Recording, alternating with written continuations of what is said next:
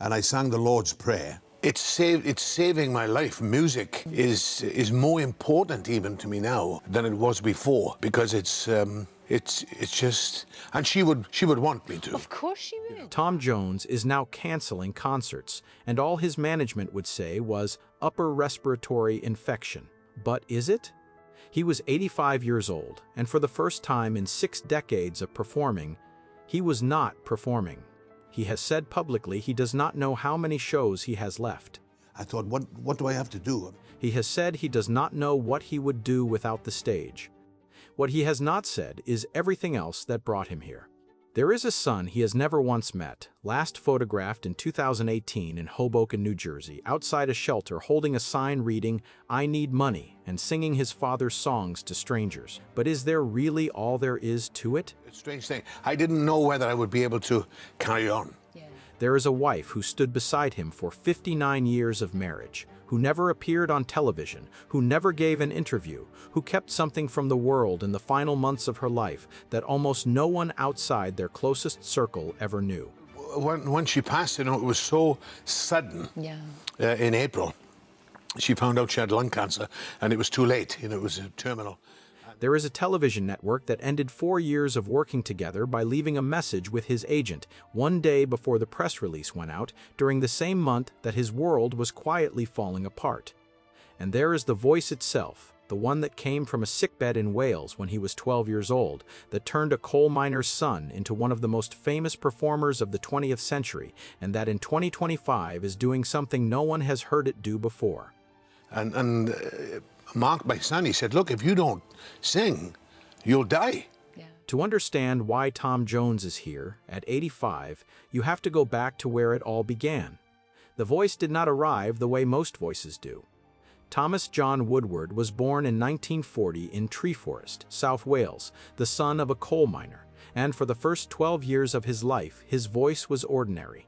He could carry a tune, and he sang at school and at family gatherings in the way that boys from musical Welsh families sing at family gatherings. Nothing about it suggested what was coming, or what the next 2 years would do to the instrument inside him. At 12 years old, he contracted tuberculosis, and for 2 years he was confined to bed in the family home while his father went to the mines, and the world continued without him. When he finally recovered, something fundamental had changed inside the instrument he had been born with. The tenor voice of a 12-year-old Welsh boy had become a baritone that nobody in Pontypridd had a frame of reference for, and the sickbed had reshaped him from the inside out. I remember when I was a kid in school and I sang the Lord's Prayer, and the teacher said to me, "Why are you singing this like a Negro spiritual?" And I didn't know what she was talking about. I said, "I don't know, miss. I'm just singing it the way I feel." So I was thinking maybe I'd heard Mahalia Jackson sing it, on the radio. Maybe. But I was always influenced by gospel music and the blues. Tom Woodward was 16 years old when he married Linda Trenchard. She was also 16 and she was pregnant, and there was no courtship story to tell. They had grown up together the way children grow up in small Welsh towns where everyone knows everyone, and then circumstances arrived faster than plans could be made. They married quickly and without ceremony, and their son Mark was born that same year. Tom was 16 years old, a father and a husband, living in the same terraced house in the same town his father had always lived in, with a voice that everyone who heard it said did not belong in Pontypridd. The voice was the only door out of that town and out of that life.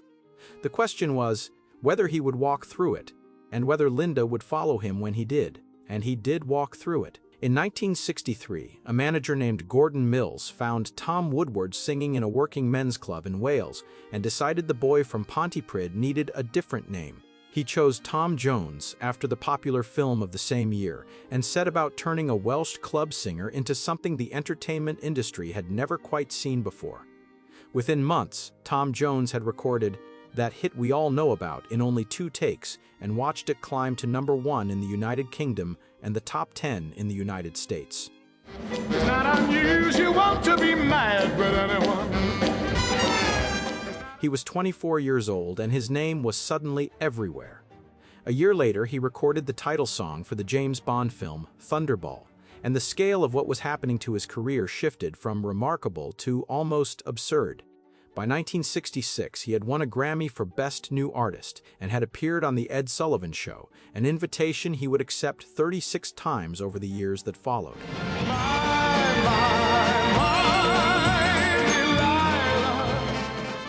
He met Elvis Presley at a party at Paramount Studios during the filming of Paradise Hawaiian Style, and the two recognized in each other something that most of the people around them could not fully understand.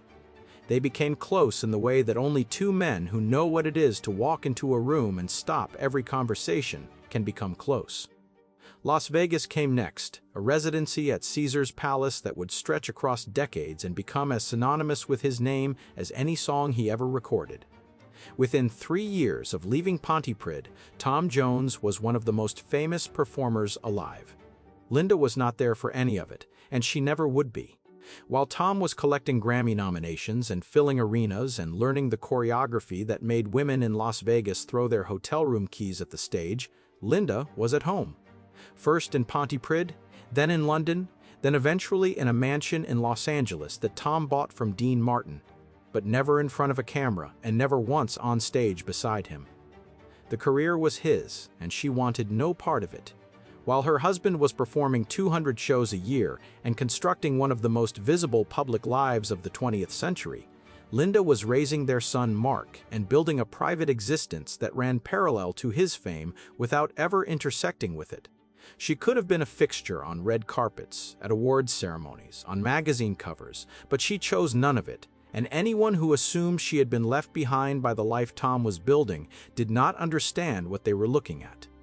Tom Jones has said in multiple interviews, with a blunt honesty that borders on recklessness, that at the height of his fame he was sleeping with approximately 250 women a year. He has never denied this, and has never shown any particular discomfort in discussing it. He named specific women publicly and acknowledged affairs that lasted years, running alongside his marriage, in an era when such admissions were treated as part of the spectacle rather than the career-ending scandal they would become today. And through all of it, Linda knew, because she had always known, and the question that hung over their marriage for decades was one that no interviewer ever managed to answer, and that Tom himself has never fully explained. Why did she stay? 59 years of marriage and not a single public appearance. In an era when being a celebrity spouse had become its own industry, when women like Priscilla Presley and Nancy Sinatra had built entire identities around the famous men in their lives, Linda Woodward chose something that most people in her position would have found unthinkable. She chose to disappear completely and permanently from public view. Not because Tom kept her away, and not because she lacked the confidence or the personality to handle that world, but because she found the entire machinery of celebrity genuinely uninteresting. The people who knew Linda have described someone who was sharp, funny, and private in a way that had nothing to do with shyness. She had her own friends, her own social life, her own circle in London that operated on its own terms and required no spotlight from anyone else's career to make it feel complete. She was not a woman who had been left behind by fame, but a woman who had examined fame closely and decided she wanted no part of it. What that kind of loyalty looks like from the inside is something that only two people ever truly understood, and one of them is gone. Tom's affairs were not secrets that Linda one day discovered, but facts she absorbed over decades, tabloid stories on doorsteps, interviews where her husband discussed other women with casual openness, and through all of it, she maintained a position she had taken early in their marriage and never moved from.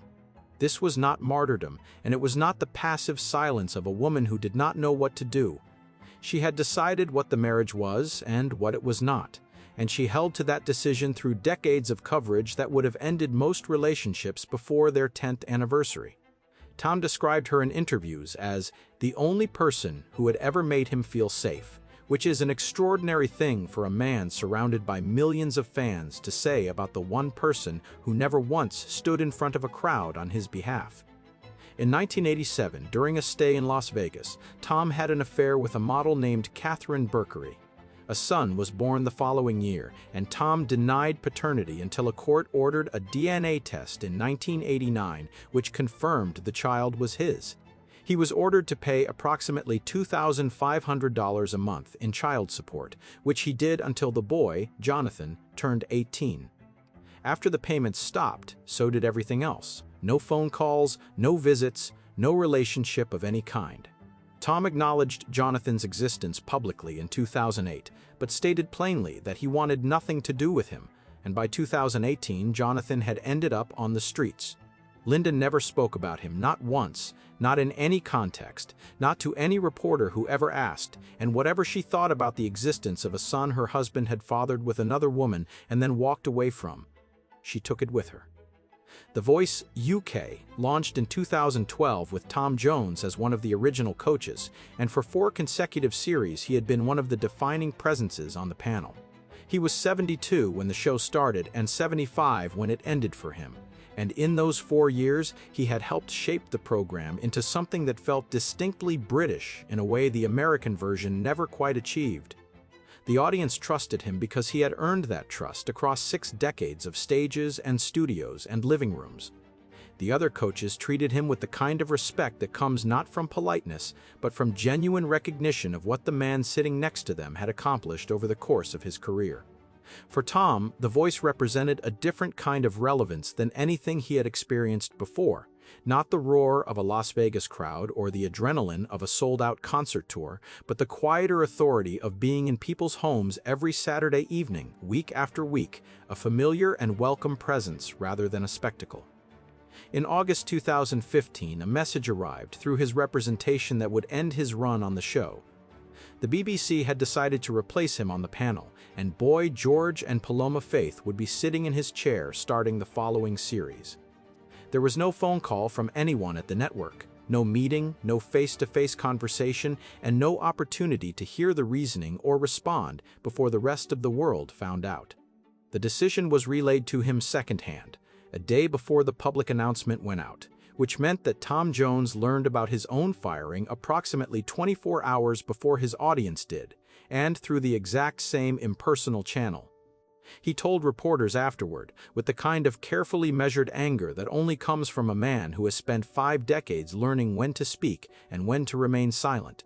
Sometimes you wonder whether it's run by humans or a machine sitting in a basement.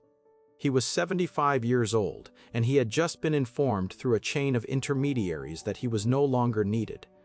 That was August 2015, and the same month, Linda received a set of test results that confirmed what she had been afraid of.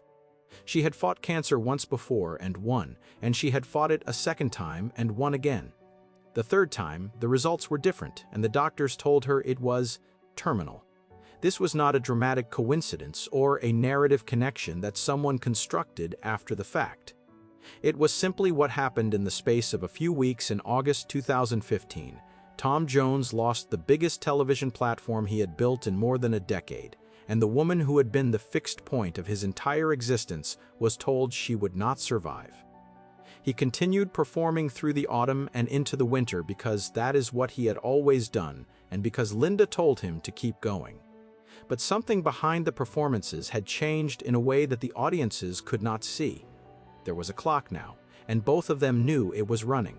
From August 2015 through the spring of 2016, Tom Jones lived 2 lives simultaneously. There was the public version, the one the audiences saw, the concert tours continuing on schedule, the press appearances handled with professionalism, the interviews given as though nothing in the world had shifted beneath him.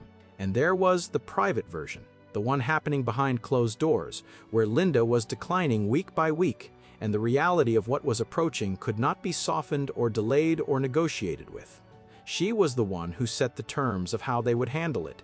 "Keep performing and keep touring and do not cancel a single show on my account," she told him. The woman who had spent nearly 6 decades choosing to remain invisible from the public record of her husband's career was now choosing to be invisible in the most devastating way she could manage, by refusing to let her illness become the thing that ended his ability to do the only work he had ever known. During this same period, something happened that would later seem almost surreal. Tom's autobiography was published. The book was called Over the Top and Back, and it covered the full sweep of his career from Pontypridd to Las Vegas to The Voice and everything between.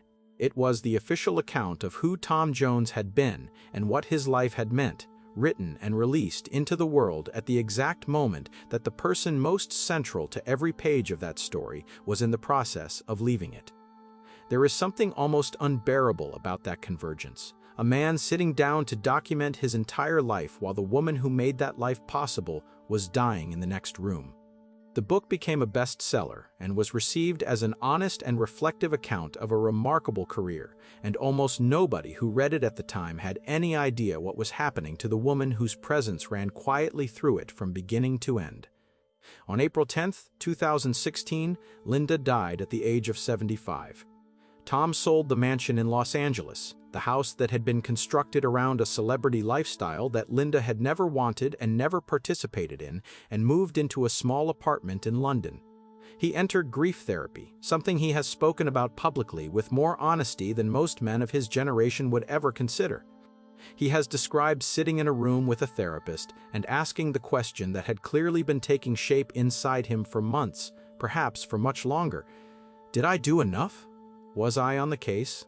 It is the kind of question a man asks when he genuinely does not know the answer, when he has spent 60 years being the most visible person in every room he entered, married to a woman who spent 60 years ensuring she was the least visible, and now finds himself alone and unable to determine whether the balance between those two lives had ever been fair.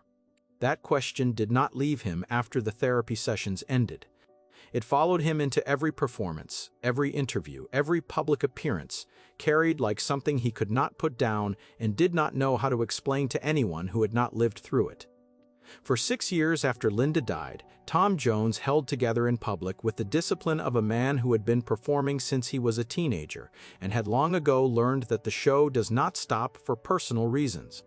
He returned to The Voice UK in 2017, invited back after the BBC reversed its earlier decision, and he occupied the same chair as though the intervening years had not contained the worst experiences of his life.